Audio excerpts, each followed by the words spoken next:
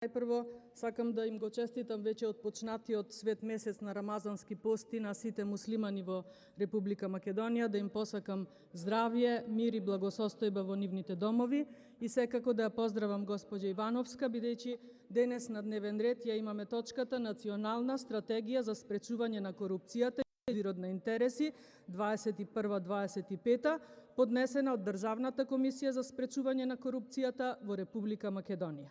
Ова е документ кој треба да биде усвоен од страна на Собранието, бидејќи ДКСК е независен орган формиран од страна на Собранието и за својата работа одговара само пред Собранието. Минатата недела, кога се расправаше за извештајот за работата на ДКСК за 2019, председателката Ивановска, одговарајќи на прашања поставени од пратеничката Ласовска, изјави дека, како новитет, откако во владата го имаме вице-премиерот за борба со корупција, со истиот орувале 2 пати месечно средби на кои си вршеле размена на работите што ги работеле, буквално пренесувам, од аспект за да биделе пофункционални. Исто така, председателката искаже и свое мислење дека не оди едно со друго, вице-премиер за борба со корупцијата да биде и генерален секретар на најголемата владеачка партија, но ова е само нејзино лично мислење, што не значи или пак треба да значи дека треба и да се покрене некоја постапка околу овој судир на функции, што е повеќе од очигледен. Како и да е, ние денес расправаме по однос на поднесената национална стратегија за работа на ДКСК во периодот 21-25, која е пренесена на преку 100 страници и истата искрено се надевам дека ќе биде и реализирана во целост во зададениот период. Не знам дали стратегијата ја има погледнато и вице-премиерот Николовски, чисто како размена на работите кои што си ги работат тој и ДКСК. Доколку ја има погледнато, тогаш ќе треба добро да се подзамисли дали и каде се пронаоѓа со неговото функционирање како вице-премиер, освен што ова е само едно преклопување на надлежностите, како и мешање на една високо партиска личност во работите на едно независно тело, какво што е ДКСК.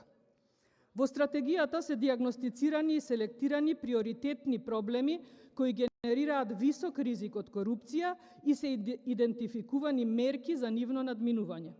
Проблемите и мерките што оваа стратегија ги предвидува се систематизирани во следните области и сектори: јавни набавки, вработување во сектор, политички систем, правосудство, органи за спроведување на законите, здравство, образование, труд и социјала, урбанизам и просторно планирање, животна средина, земјоделство, спорт, економија и бизнис, јавни предпријатија, медиуми и граѓанско општество.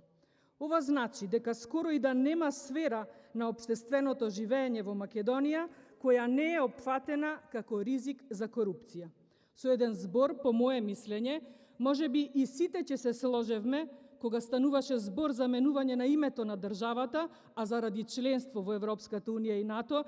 такво беше и референдумското прашање 2018-та, уставното име на Република Македонија да се променеше во Република на корупцијата. Мислам дека ова ќе беше општо прифатливо име за македонската, а и за меѓународната заедница, зашто единствено пошто сме препознатливи во Европа и светот и единствено нешто зашто во оваа држава се зборува, а богами и се работи, тоа е корупцијата. И додека председателката на ДКСК и ДКСК подготвиле стратегија за борба со корупцијата во наредниве 5 години, додека истите се трудат да останат независни и самостојни во нивната работа, се дотогаш ние имаме целата влада на Република Македонија, но овој пат и со посебен ресор, кој наместо борба со корупцијата, како да води борба за корупцијата. Затоа, апсолутно не гледам никаква потреба, ниту пак некакво законско решение од средбите меѓу вице-премиерот кој се бори за корупција со председателката на ДКСК која треба и се бори со корупцијата, барем во изминатиот период на нејзиниот мандата, иако можеше многу подобро и многу повеќе. Ова го велам и тврдам не затоа што сум опозиционерска пратеничка, туку затоа што во Македонија се случуваат толку многу корупции, што ДКСК треба можеби секојдневно да отвара случаи и истите да ги испраќа до соодветните институции, без разлика дали и за кого се работи и без разлика дали соодветните институции соодветно би постапиле. При крајот од извршното резиме на денешната стратегија наведено е дека, цитирам, во поглед на успешна имплементација на стратегијата, мора да се истакне дека е неопходно обезбедување на потребните ресурси како предуслов за остварување на стратешките цели. Понатаму, со оглед дека стратегијата во својата суштина цели кон подобрување на животот на граѓаните на Република Македонија и ослободување на општеството од стегите на корупцијата, неопходно е да се обезбеди целосна поддршка на овој процес преку приоритизација на предвидените активности во оваа стратегија во плановите за работа на сите вклучени институции, завршен цитат. Во поглед на обезбедувањето на потребните ресурси за остварување на стратешките цели, ние како опозиција не знам колку би можеле да и помогнеме на ДКСК, но во поглед на поддршката за реализацијата на овој процес, неа ја имате и тоа како од страна на нашата пратеничка група во овој парламентарен состав. Впрочем, борбата против корупцијата во Македонија станува можеби еден од најбитните фактори за нашиот пат кон европеизацијата, кој пак фактор зависи исклучиво од нас самите, односно од нашата свесност дека конечно дојдено е време секој да започне од себе самиот, а потоа сите заедно да стигнеме до саканата цел. Крајната цел на сите ни е членство во Европската Унија, но тоа членство значи и висока свесност за тоа дека нешто многу не чини во нашава држава, а тоа нешто не било само уставното име кое, иако променето, не ни го донесе посакуваниот и долго очекуван датум за отпочеток на преговори. Датумот не ни го донесоа високата корупција и криминалот кои се одвиваат во првите редови на власта, а датумот уште повеќе нема да ни го донесе правдањето на власта за криминалот и корупцијата во незините редови, со вперување на прстот во опозицијата или со правење спор со минатото. Минатото секогаш служело за правење добри анализи и за извлекување заклучоци за тоа како било, дали било добро, дали можело да биде подобро и конечно, ако било лошо, да не се повтори. За жал,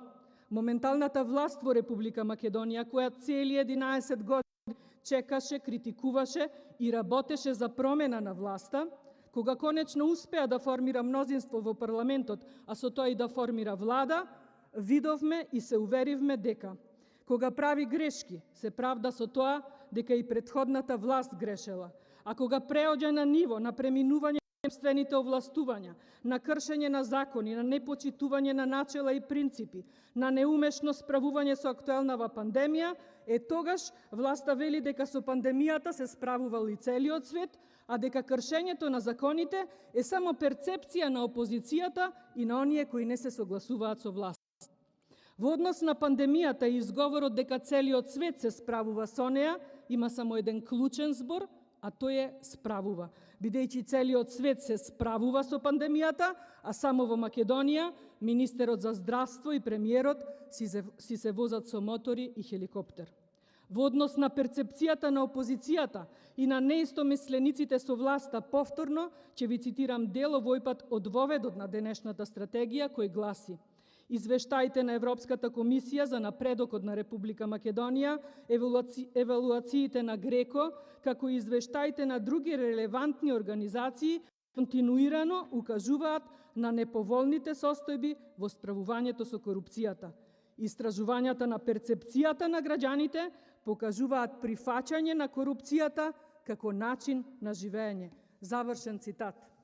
Еве, почитувана македонска јавност, и самата ДКСК ги наведува истражувањата според кои корупцијата кај нас е веќе прифатена, за жал, како начин на живење. Ова зборува и докажува се. Ова докажува за каков живот во суштина мислела оваа власт кога истиот го ветуваше пред да стане власт. Живот во кој корупцијата е воздух, криминалот вода, а заканите се најверојатно лебот. За крај, ДКСК ја има нашата несебична поддршка, но поддршка за вистинска борба со корупцијата. Искрено се надевам дека вашата борба од хартија ќе се преточи во дела без разлика на имиња, вери, партии и религии. Борбата со корупцијата не сме да прави разлики по ниеден основ. Привилегија нека има само безкомпромисот во вашата борба и постигнувањето на вашата крајна цел, а тоа е општество без криминал и корупција. Ви благодарам за вниманието.